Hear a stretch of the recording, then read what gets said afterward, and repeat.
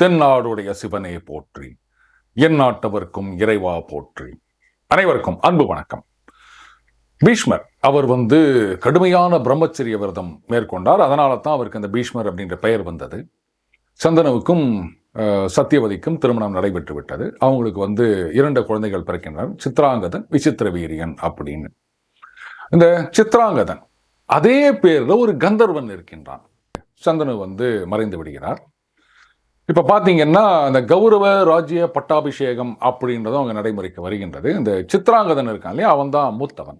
அதே பேர்ல ஒரு கந்தர்வன் இருக்கான். அவன் என்ன சொல்றான், அந்த பேரு என் பேர்ல நீ இருக்க, ஒன்று பேரை மாத்திக்கோ, இல்லை என்னோட சண்டை போடு அப்படின்றாங்க. அவங்களுக்குள்ள கடுமையான யுத்தம் நடக்கின்றது. அதுல இங்க சத்தியவதியின் புத்திரனான சித்ராங்கதன் கொல்லப்படுகிறான். இப்போ இந்த விசித்திர வீரியன் அவனுக்கு வயசு ஆகவில்லை பட்டத்துக்கு வருவதற்கு. அதனால விசித்திர வீரியனுக்கு இந்த கௌரவ ராஜ்ய பட்டாபிஷேகம் அப்படின்னு பட்டாபிஷேகம் செய்வித்து பீஷ்மர் தான் அந்த ராஜ்ய காரியங்களை எல்லாம் பார்த்து கொள்கிறார் சத்தியவதியின் ஆலோசனையுடன். இப்ப பாத்தீங்கன்னா விசித்திர வீரியனுக்கு அந்த திருமண வயது வருகின்றது. அப்போ காசிராஜன் அவருடைய புதல்விகள் அம்பை, அம்பிகா, அம்பாலிகா 3 பேருக்கும் சுயம்பரம் ஏற்பாடு செய்திருக்கின்றார்.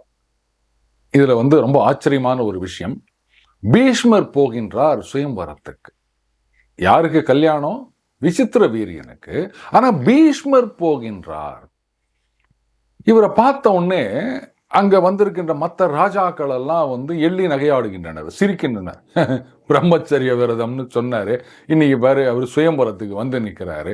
அந்த மீசை நரைச்சாலும் ஆசை நரைக்கலைன்னு சொல்லுவாங்க. இந்த வயசுல இவருக்கு கல்யாண ஆசை தேவையா? இதுல இவ்வளோ பெரிய சபதம் வேற எடுத்திருக்காரு, கடைசி வரை பிரம்மச்சாரியாக இருப்பேன் அப்படின்னு. அவருக்கு ஆசையை பாரு அப்படின்னு எல்லாரும் கேலி செஞ்சிட்டு இருக்காங்க. ஆனா பீஷ்மர் இதையெல்லாம் கொஞ்சம் கூட கண்டுகொள்ளவே இல்லை. அவர் என்ன பண்றாரு, மற்ற ராஜாக்களை எல்லாம் தோற்கடித்து அம்பை, அம்பிகா, அம்பாலிகா 3 பேரையும் தேரில் ஏற்றி அவங்க நாட்டுக்கு தூக்கிட்டு வராருங்க. அப்ப அந்த சால்வன் அப்படின்ற ஒரே ஒரு அரசன் மட்டும் என்ன பண்றான், மற்றவங்க எல்லாம் வராங்க, ஓடி போயிடுறாங்க. சால்வன் மட்டும் இவரை துரத்தி கொண்டு சண்டை போடுகிறான். பீஷ்மர் அவரை தோற்கடித்து திருப்பி அனுப்புகிறார். சரி, எல்லா ராஜா மாதிரியும் சுயம்பரத்துல நமக்கு கிடைக்கலையே அப்படின்ற ஆத்திரத்தினால வந்தான் போல இருக்கு அப்படின்னு நினைச்சார் போல இருக்கு. என்ன காரணம் அப்படின்றது அப்ப பீஷ்மருக்கு தெரியாது. அதற்கு பிறகு பாத்தீங்கன்னா இங்க அரண்மனைக்கு வராரு. விசித்திர வீரியன் கிட்ட சொல்றாரு, இந்த மாதிரி 3 பெண்கள் சுயம்பரம் வச்சிருந்தாங்க இல்லையா, அவங்கள பீஷ்மர் கொண்டு வந்திருக்கின்றார் அப்படின்னும் போது விசித்திர வீரியனுக்கு கல்யாண ஏற்பாடுகள் நடைபெறுகின்றது. அந்த நேரத்துல அம்பை சொல்றா, இந்த பாருங்க, நீங்க என்ன சுயம்பரத்திலிருந்து தூக்கி வந்துட்டீங்க, ஆனா என் மனம் சால்வனிடம் இருக்கின்றது, அதனால தான் அவன் என்ன துரத்திட்டு வந்தான். நாங்கள் இருவரும் ஒருவரை ஒருவர் விரும்புகிறோம் அப்படின்னு ஒண்ணு பீஷ்மருக்கு என்ன பண்ணுதுன்னு தெரியல. விசித்திர வீரியன் கிட்ட சொல்றாரு. விசித்திர வீரியன் சொல்றான், ஆஹா, இது நல்ல காலம் முன்னாடியே தெரிஞ்சது. இன்னொருவனை விரும்பும் பெண்ணை நான் எப்படி திருமணம் செய்து கொள்ள முடியும்? அதனால இவளை மறுபடியும் சால்வனிடமே அனுப்பிவிடுங்கள். அவ யாரை விருப்பப்பட்டாலோ அவளையே திருமணம் செய்து கொண்டு சந்தோஷமாக இருக்கட்டும் அப்படின்னு அம்பையை சால்வனிடம் திருப்பி அனுப்புகின்றார்கள். இதுல நாம கவனிக்க வேண்டிய விஷயம் என்ன அப்படின்னா, இப்போ சார் அந்த காலத்துலலாம் பெண்களுக்கு மரியாதையே கிடையாது சார், அடிமையாக நடத்தி வந்தார்கள் சார். அதுவும் இந்த காலம் வரைக்கும் தொடர்ந்து வந்தது சார். இங்க அந்த முற்போக்கு சிந்தனைகள் இதெல்லாம் வந்த பிறகுதான் சார் அந்த பெண்களுக்கு உரிமை அப்படின்றது கொஞ்சம் கொஞ்சமா வந்துட்டு இருக்குது. பெண்களை அடக்கி வைத்திருந்தார்கள் சார் இப்படின்லாம் இன்னைக்கு நிறைய பேர் சொல்லிட்டு இருக்காங்கல்ல. அப்ப இதுக்கு என்ன சொல்லுவீங்க நீங்க? அந்த பெண் இன்னொருவனை விரும்புகிறாள் அப்படின்னு அத்தனை பேர் முன்னாடி தைரியமா சொல்ல அன்றைக்கு உரிமை இருந்திருக்கின்றது. இன்னொருத்தரை விரும்புகின்ற பெண்ணை அவனுடனே சேர்த்து வைக்க வேண்டும், அவளை போயிட்டு நம்ம வலுக்கட்டாயமா திருமணம் செய்து கொள்ளக்கூடாது அப்படின்ற நேர்மை அன்றைக்கு ஆண்களிடம் இருந்திருக்கின்றது. இதுல நண்பர் ஒருத்தர் கேள்வி கேட்டிருந்தார். அந்த கேள்வி பதில சொல்வதற்கு நான் மறந்து விட்டேன். அதாவது, எப்படிங்க பெண்கள் போயிட்டு ப்ரப்போஸ் பண்றது, தங்களுடைய காதலை தெரிவிப்பது, அந்த உலூபி அதெல்லாம் பார்க்குறோம் இல்லையா, அதே மாதிரி அந்த சுபத்திரை அர்ஜுனன் கிட்ட கேட்கறது, இதையெல்லாம் அவர் கேள்வி கேட்டிருந்தார். ஏங்க பெண்கள் கேட்டால் தப்பா? இந்த காலத்துல தப்பு. நீங்க முற்போக்குன்னு சொல்லிட்டு இருக்கோம்ல, இந்த காலத்துல இப்பவும் சரி, பெண்கள் போயிட்டு ப்ரப்போஸ் பண்ண ஐய இது என்ன அப்படின்னு நம்ம பேசுறோம். ஏன்னா பெண்கள் எல்லாம் அப்படியே அடக்க ஒடுக்கமாக இருக்க வேண்டும், அவர்களுடைய ஆசையை வெளிப்படுத்தக்கூடாது அப்படின்றது இந்த காலம். ஆனா பெண்கள் தைரியமாக தங்களுடைய ஆசையை வெளிப்படுத்துவது, ஒருத்தனை பிடிச்சிருக்கு அப்படின்னு சொன்னா உன்னை எனக்கு பிடிச்சிருக்கு, என்ன கல்யாணம் பண்ணிக்கோ அப்படின்னு சொல்வதற்கான முழு உரிமை சுதந்திரமும் இருந்தது அந்த காலம். இப்போ சொல்லுங்க நண்பர்களே, எது முற்போக்கு? தி சோ கால்டு முற்போக்கு. இன்னைக்கு நீங்க சொல்லிட்டு இருக்கீங்க இல்லையா, இன்றைக்கு தான் சுதந்திரம் இருக்கின்றது அப்படின்னு. இன்னைக்கு இல்லை. நீங்க எதையெல்லாம் சுதந்திரம்னு சொல்றீங்களோ அதெல்லாம் அன்றைக்கு தாராளமாக இருந்தது. நடுவுல எங்க காணாம போச்சு அப்படின்றதை யோசிக்கணுமே தவிர, சனாதன தர்மத்துல பெண்களை அடக்கி ஒடுக்கி வைத்திருந்தார்கள் இப்படின்னு யாராவது புழுக ஆரம்பிச்சாங்கன்னா இதெல்லாம் நீங்க சொல்லுங்க. தைரியமா ஒரு பெண் காதலை சொல்ல முடிந்தது.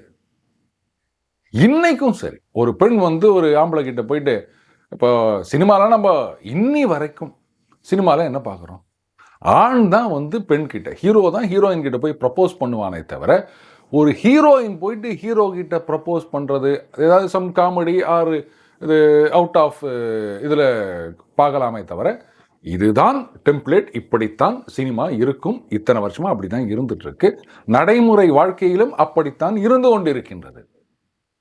ஆனா அன்னைக்கு அப்படி இல்லை, முழு சுதந்திரம் இருந்தது. அதுதான் உண்மையான சுதந்திரம். அதனால இன்னைக்கு பாருங்க, யோசிக்க வேண்டியதா இருக்கு. என்னங்க ஒரு பொண்ணு போய் ப்ரப்போஸ் பண்றதா? இன்றைக்கும் நாம் அப்படித்தான் இருக்கோம். ஆனா மகாபாரதம் அவங்களெல்லாம் நம்ம குறை சொல்லிட்டு இருக்கோம், புரியுதுங்களா? அதே மாதிரி அம்பையை என்ன பண்றாங்க, சால்வனிடம் திருப்பி அனுப்பிவிடுகின்றார்கள். அங்க போன உடனே சால்வன் என்ன சொல்றான், ஐய நான் அசிங்கப்பட்டு போயிட்டேன், அத்தனை பேர் முன்னாடி என்னை தோக்கடிச்சு திருப்பி அடிச்சுட்டான், இப்போ நான் எப்படி உன்னை கல்யாணம் பண்ணிக்க முடியும்? மறுபடியும் இங்க கவனிக்கணும், உன்னை தூக்கிட்டு போயிட்டாங்க, அதனால நான் கல்யாணம் பண்ணிக்க மாட்டேன்னு சொல்லல, என்னை தோக்கடிச்சிட்டாங்க, தோத்து போயிட்டேன், அசிங்கப்பட்டு போயிட்டேன், எனக்கு கல்யாணமா அப்படின்னு அவன் மறுத்து விடுகின்றான். அம்பை மறுபடியும் இங்க வரா விசித்திர வீரியன் கிட்ட. அவன் சொல்றான், அம்மா நீ இன்னொருத்தரை விரும்பினவள், உன்னை எப்படிமா நான் கல்யாணம் பண்ணிக்க முடியும் அப்படின்றான். மறுபடியும் சால்வன் கிட்ட போறா. சால்வன் சொல்றான், என்ன அசிங்கப்படுத்திட்டாங்க, தோத்தாங்குழி நான் எப்படி உன்னை கல்யாணம் பண்ணிக்க முடியும் அப்படின்றான். இப்படியே பல காலம் மேலையும் கீழையும் அலைஞ்சிட்டு இருக்கா. கடைசியா பீஷ்மர் கிட்ட போறா. நீங்க தானே எல்லாத்துக்கும் காரணம், நீங்க தானே தூக்கிட்டு வந்தீங்க, இப்போ அவர் விசித்திர வீரியன் அவருக்காக தூக்கிட்டு வந்தீங்க, அவரும் கல்யாணம் பண்ணிக்க மாட்டேன்றாரு. சால்வன் அவர் தான் என்னை விரும்பினார், என்னை தோக்கடிச்சு போட்டாரு, அதனால நான் கல்யாணம் பண்ணிக்க மாட்டேன், நான் தோத்தாங்குழி அப்படின்றாரு. அவரை தோக்கடிச்சது யாரு? நீங்க தானே, பீஷ்மர் தானே, என்ன கல்யாணம் பண்ணிக்கங்க அப்படின்றார். பீஷ்மர் சொல்றாரு, அம்மா நான்லாம் கல்யாணம் பண்ணிக்க முடியாது, ஏன்னா நான் கடைசி வரை பிரம்மச்சாரியாகவே இருப்பேன் அப்படின்னு சபதம் மேற்கொண்டு இருக்கின்றேன், அதனால தான் என்ன பீஷ்மர்னே சொல்றாங்க, நான் எப்படி கல்யாணம் பண்ணிக்க முடியும்ன்றாரு. நீங்க தானே தூக்கிட்டு வந்தீங்க, உங்களால் தானே இவ்வளோ பிரச்சனை ஆச்சு, நீங்க மட்டும் தூக்கிட்டு வராம இல்லை அங்கேயே என்ன ஒரு வார்த்தை கேள்வி கேட்டிருந்தீங்கன்னா இவ்வளோ பிரச்சனை வந்திருக்குமா? எதுவுமே இல்லைல்ல, அப்ப நீங்க தான் என்ன கல்யாணம் பண்ணிக்கணும் அப்படின்னோடனே அவர் முடியவே முடியாதுன்றாரு. எல்லார்கிட்டும் போய் கேட்கறா. எல்லாரும் பீஷ்மர் கிட்ட எப்படி பேசுறது அப்படின்னு பயந்து ஒதுங்கி விடுகின்றார்கள். அப்ப யாரோ சொல்றாங்க, நீ பரசுராமர் கிட்ட போ, அவரு தான் இவருடைய குரு, அவர் பெரிய பராக்கிரமசாலி, அவர் சொன்னா பீஷ்மர் தட்டாம கேட்பாரு, நீ அவரை போய் அப்ரோச் பண்ணு அப்படின்னோடனே பரசுராமர் கிட்ட போய் சொல்றான், இந்த மாதிரி நடந்து போச்சுங்க, பீஷ்மரும் என்ன கல்யாணம் பண்ணிக்க மாட்டேன்றாரு, இப்போ நான் என்னதான் பண்றது அப்படின்னோடனே, யாரு? பீஷ்மர் தேவவிரதன் தானே, சரி நான் சொல்றேன் அப்படின்ட்டு பரசுராமர் என்ன பண்றாரு, பீஷ்மர் கிட்ட சொல்றாரு. இவர் முடியாதுன்றாரு பீஷ்மர். இல்லை நான் குரு சொல்றேன், இல்லைங்க பிரம்மச்சரிய விரதம்னா பிரம்மச்சரிய விரதம் தான், நான் அதை மீற மாட்டேன் அப்படின்றாரு. அப்ப என்னுடன் யுத்தம் செய்ய வேண்டும் அப்படின்றாங்க. அவர் சரி அப்படின்றார். அப்புறம் அந்த யுத்தம் நடக்கின்றது. அதுல பீஷ்மரை தோற்கடிக்க முடியவில்லை பரசுராமரால். வேற வழி இல்லாம அம்பை தவம் இருந்து அந்த பீஷ்மரை வீழ்த்த வேண்டும் அப்படின்ற ஒரு வரம் வாங்கி ஒரு மாலை கிடைக்கின்றது. அந்த மாலையை யார் கழுத்துல போட்டுகிறானோ அவன்தான் பீஷ்மரை கொல்வான் அப்படின்னு அந்த மாலையை கொண்டு போயிட்டு அந்த ஒரு ராஜ்யத்தில் மாட்டி வைக்கிறா. அதுக்கப்புறம் அந்த ஒரு குழந்தைக்கு அந்த மாலையை போட்டுக்கொள்கிறது. அதுக்கப்புறம் அப்பா பயந்துக்கின்னு அதை வீட்டை விட்டே காட்டுக்கு துரத்தி விடுகின்றார். அங்கே ரிஷிகளால் வளர்க்கப்படுகின்றாள். அதுக்கப்புறம் அந்த ஆணாக இருந்து அந்த பெண்ணாக மாறுவது, அது ஒரு கந்தர்வனுடன் அந்த சேஞ்சு அப்படின்றதெல்லாம் பார்க்குறோம். அதுதான் சிகண்டி அப்படின்ற வரலாறையும் நம்ம ஏற்கனவே பார்த்துருக்கோம். இப்போ பார்த்தீங்கன்னா விசித்திர வீரியன், அதில் வந்து இன்னொரு ஆச்சரியமான விஷயம், விசித்திர வீரியனுக்கு க்ஷயரோகம் அப்படின்னு குறிப்பிடப்பட்டிருக்கின்றது. அதாவது இன்னைக்கு வந்து நம்ம க்ஷயரோகம் அப்படின்னா நம்ம டிபி அப்படின்னு சொல்லலாம். ஒருவேளை அதனால தான் வந்து பீஷ்மர் விசித்திர வீரியனை சுயம்பரத்துக்கு அனுப்பாமல் இவரே நேர போனாரோ அப்படின்ற ஒரு கேள்வியும் வருகின்றது. அதற்கு எங்கேயும் விடை இல்லை. இந்த குழந்தைகள் பிறப்பதற்கு முன்னாடியே விசித்திர வீரியன் மரணம் அடைந்து விடுகின்றான். இப்போ பாருங்க, பிரதீபன் சந்தனுவுக்கு வந்து பீஷ்மர் தேவவிரதன், அவர் வந்து பிரம்மச்சரிய விரதம் அப்படின்னு சொல்லிட்டாரு. எதுக்காகன்னா அந்த சத்தியவதியை அப்பா கல்யாணம் பண்ணிக்கணும் அப்படின்றதுக்காக. அப்போ சத்தியவதி மூலமா 2 குழந்தைகள் சந்தனுவுக்கு, சித்ராங்கதன், விசித்திர வீரியன். சரி, ஏதோ வாரிசு வருகின்றது அப்படின்னு பார்த்தா இப்போ சித்ராங்கதன் கந்தர்வனால கொல்லப்பட்டு இறந்து விட்டான், விசித்திர வீரியன் க்ஷயரோகத்தால் இறந்து விட்டான். இனிமே வாரிசு எங்க? அப்போ சத்தியவதி வந்து பீஷ்மர் கிட்ட கேட்கிறான், இந்த மாதிரி விசித்திர வீரியன் சித்ராங்கதன் அவங்க 2 பேருக்கும் நீ அண்ணன் முறை, அம்பிகா அம்பாலிகா 2 பேருக்கும் இது வரைக்கும் குழந்தை இல்லை. அந்த ராஜ்யத்தை ஆட்சி செய்வதற்கு, ராஜ்யத்தை பரிபாலனம் செய்வதற்கு ஒரு வாரிசு வேண்டும். இல்லைன்னா உனக்கு அப்புறம் யாரு? இந்த குருவம்சம் அத்தோடு அழிந்து விடும் இல்லையா? அதனால நீ வந்து அவர்களுடன் சேர்ந்து புத்திர உற்பத்தி செய்ய வேண்டும் அப்படின்றான். அப்ப பீஷ்மர் சொல்றாரு, அது நடக்காது தாயே, பிரம்மச்சரிய விரதம்னா விரதம் தான், நான் அதை மீற மாட்டேன் அப்படின்றாரு. நாட்டுக்காக அதை செய்யணும்ப்பா, இது வேற யாருக்காகவும் இல்லை. அதுக்கப்புறம் யார் இந்த நாட்டை காப்பாற்ற போவது, உனக்கு பிறகு யார் அப்படின்ற கேள்வி, அதுக்கு பதிலே இல்லைல்ல. வாரிசு வேணுமே அப்படின்னாலும் இவர் வந்து சபதத்தை மீற மாட்டேன் அப்படின்றாரு. சொல்லிட்டு அப்பதான் வந்து சத்தியவதி கிட்ட கேட்கிறார், பெண்கள் மனசுல ஏதாவது ஒரு ரகசியம் இருக்குமே, அந்த மாதிரி ஏதாவது உங்ககிட்ட இருக்கா அப்படின்னும் போது அப்போ சத்தியவதி கூறுகிறாள், இல்ல, எனக்கு இந்த சித்ராங்கதன் விசித்திர வீரியன் இதற்கு முன்னமே ஒரு மகன் இருக்கான் அப்படின்றான். அது எப்பன்னா, அந்த மத்ஸ்யகந்தி வந்து ஒரு மீனவ பெண்ணாக படகு ஓட்டி கொண்டிருக்கின்றாள். அப்ப பராசர முனிவர் ஒரு நாள் வந்து இந்த மத்ஸ்யகந்தியோட படகுல வருகின்றார். அப்போ அந்த நாளும் கோளும் அப்படின்ற மாதிரி ஒரு அற்புதமான அந்த கோள்களின் சேர்க்கை ஒரு நேரம் அமைகின்றது. அப்போ அவர் என்ன பண்ணுறாரு, இந்த மாதிரி வந்து இந்த நேரத்தில் அந்த குழந்தை உருவாகி பிறந்ததென்றால் அது வந்து ரொம்ப அற்புதமான குழந்தையாக இருக்கும் அப்படின்னு மத்ஸ்யகந்தியோட சேரணும் அப்படின்றாரு. அப்போ மத்ஸ்யகந்தி சொல்கிறா, இல்லை நான் வந்து திருமணம் ஆகாமல் அப்படின்னும் போது அப்போ வந்து அவர் வரம் கொடுக்கிறார். அதுக்கப்புறம் அந்த ஒரு மேகம் மாதிரி மறைக்கின்றது, அங்கே இணைந்து அந்த குழந்தை பிறக்கின்றது. அந்த குழந்தை பிறப்புக்கு பிறகு மத்ஸ்யகந்தியா உடம்புல இருந்த அந்த மீன் வாடை நீங்கி நல்ல ஒரு சுகந்தம், நல்ல ஒரு வாசனை வீசுகின்றது. அதனால தான் அதுக்கப்புறம் அவளை வந்து பரிமளகந்தி அப்படின்னு அழைக்க ஆரம்பித்தார்கள். அந்த குழந்தை தான் வேதவியாசர். அந்த குழந்தை என்ன சொல்லியிருக்கு சத்தியவதி கிட்ட, நீ எப்ப நினைச்சாலும் நான் வருவேன் அப்படின்னு சொல்லியிருக்கு. இப்போ இதை சொல்லி அவனும் என்னுடைய மகன்தான், அதனால அவன் மூலமா, ஏன்னா நீ தான் வந்து அந்த விரதம் அதனால அதை மீற மாட்டேன் அப்படின்னு சொல்ற இல்லையா, அதனால அவன் மூலமா அந்த புத்திர உற்பத்தி செய்யலாம் நினைக்கிறேன் அப்படின்னோடனே, ரைட்டு நீங்க வந்து வியாசரை அழைக்கலாம் அப்படின்றாரு. வியாசர் வருகின்றார். அன்னை அழைத்த பிறகு என்ன வேணும் அப்படின்னும் போது இது மாதிரி எல்லா விஷயத்தையும் சொல்றாங்க. சொல்லிட்டு அதனால வந்து புத்திர உற்பத்தி அப்படின்னும் போது இப்போ வியாசர் சொல்றாரு, நான் காடு மலைகள் எல்லாம் தவம் செய்து இருந்தவன், இந்த மாதிரி தாடி மீசையோட ஒரு மாதிரி கோலத்தோட இருக்கேன், அதனால எனக்கு வந்து கொஞ்சம் நேரம் அவகாசம் கொடுங்கள், அதற்கு பிறகு அப்படின்னும் போது சத்தியவதி சொல்றா, இல்லப்பா அந்த ராஜ்யத்துக்கு ஒரு வாரிசு வேணும் அப்படின்னும் போது சரி அப்படின்னு ஒத்துக்கிறார் வியாசர். அதே மாதிரி முதல்ல அம்பிகா அவளை அழைத்து வருகின்றனர். இங்கே அந்த ஜடாமுடி கோலத்தோட வியாசரை பார்த்த உடனே அம்பிகா அப்படியே கண்ணை மூடிக்கிறார். ஐயோ இவர் எப்படி பார்க்கறது அப்படின்னு. அப்புறம் சத்தியவதி பின்னாடி கேட்குறாங்க, என்ன ஒரு நல்ல குழந்தை உற்பத்தி ஆகுமா அப்படின்னும் போது வியாசர் சொல்றாரு, நல்ல பலசாலியாக வருவான், அறிவாளியாக வருவான், ஆனா அந்த அம்பிகா கண்களை இறுக மூடிக்கொண்டதால் அவன் கண்ணில்லாதவனாக இருப்பான் அப்படின்றான். அதற்கு பிறகு அம்பாலிகாவுடன் சேருகிறார். அங்க அம்பாலிகா என்ன பண்றா, இவருடைய அந்த கோலத்தை பார்த்த உடனே பயந்து நடுங்கி போயிடுறார்.